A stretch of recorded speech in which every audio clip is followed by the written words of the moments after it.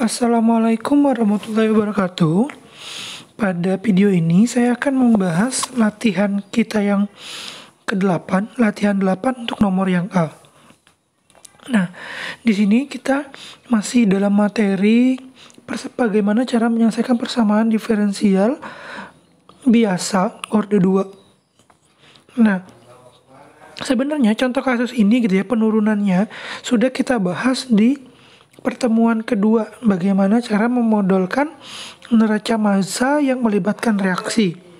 Nah, di pertemuan kita yang kedua itu gitu ya, di video saya sebelumnya, di sana kita sudah menurunkan modelnya, bagaimana cara neraca massa yang melibatkan reaksinya gitu ya, sehingga nanti di akhirnya kita dapatkan model yang seperti ini.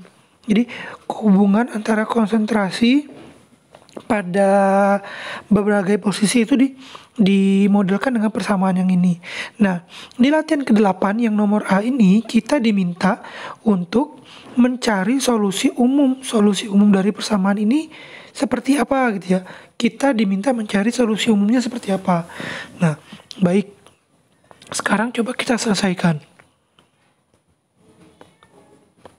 Kita tulis dulu persamaannya. D kuadrat CA per DX kuadrat, kemudian min K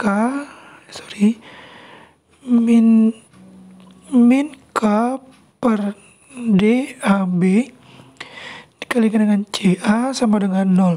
Nah, di sini saya misalkan CA-nya itu sebagai Y gitu ya.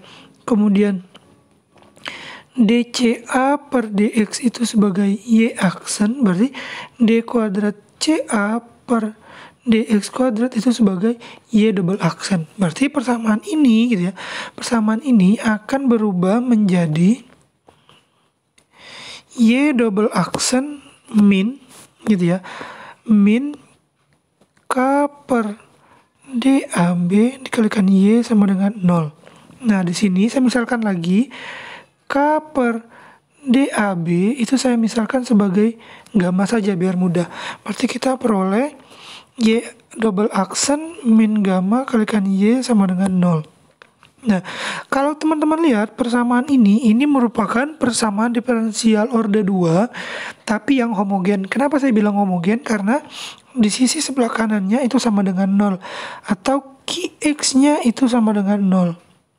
Karena dia Qx sama dengan 0, berarti dia termasuk dalam persamaan diferensial yang homogen. Kalau dia tidak sama dengan 0 gitu ya, berarti dia masuk dalam kategori persamaan diferensial yang non homogen. Nah, sekarang kita menyelesaikan persamaan diferensial homogen ini. Saya tuliskan Y double aksen min gamma Y sama dengan 0. Nah, kalau di video-video dulu gitu ya, video saya yang dulu yang kita membahas persamaan diferensial biasa orde 2, ini kita ubah menjadi persamaan identiknya dalam bentuk R kuadrat min gamma sama dengan 0. Ah, ini gimana caranya gitu ngerubah jadi R kuadrat? Silakan lebih jelasnya tonton video saya yang sebelumnya atau silakan teman-teman review materi kita sebelumnya. Ini kita ubah jadi R kuadrat, kemudian ini kita ubah jadi gamma. Yang ini tidak kita apa-apakan istilahnya. Nah, kemudian karena bentuknya sudah menjadi seperti ini gitu ya. Karena bentuknya sudah menjadi seperti ini, kita tinggal mencari akar-akarnya saja. Kan ada 3 kemungkinan kan. Ada akar-akarnya real berlainan, akar-akar real yang sama, atau dia akarnya kompleks konjugat gitu ya.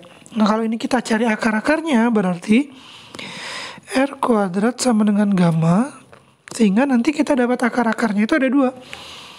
R1 akar dari gamma, dan R2-nya itu adalah min akar dari gamma. Contoh misalnya, kita punya R kuadrat sama dengan 4. Berarti kan kemungkinan R-nya itu R1-nya bisa dengan 2, atau R2-nya sama dengan min 2, ya kan?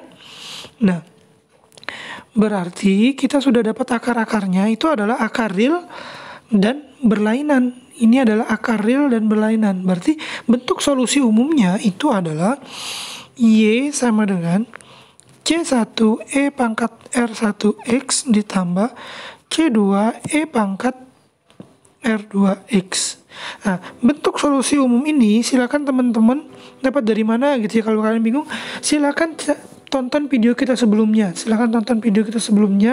Atau kalian bisa review materi kita sebelumnya. Ini adalah solusi umum untuk yang akar-akarnya real dan berlainan.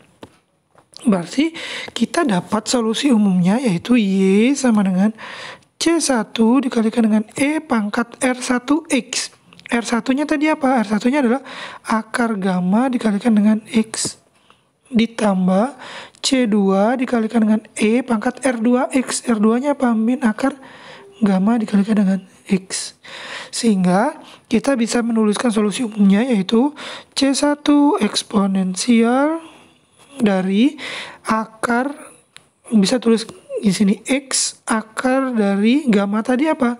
Gamma tadi itu kita misalkan sebagai K per DAB. Berarti di sini adalah K per DAB. Ditambah C2 eksponensial buka kurung min X akar dari K per DAB. Ini adalah jawaban dari soal latihan 8 untuk yang nomor A. Jadi solusi umumnya adalah seperti ini. Kalau teman-teman lihat persamaan ini gitu ya, persamaan ini itu persis sama dengan persamaan yang pada pertemuan kita kedua yang kita memodelkan untuk kasus ini. Saya akhiri untuk pertemuan ini. Wassalamualaikum warahmatullahi wabarakatuh.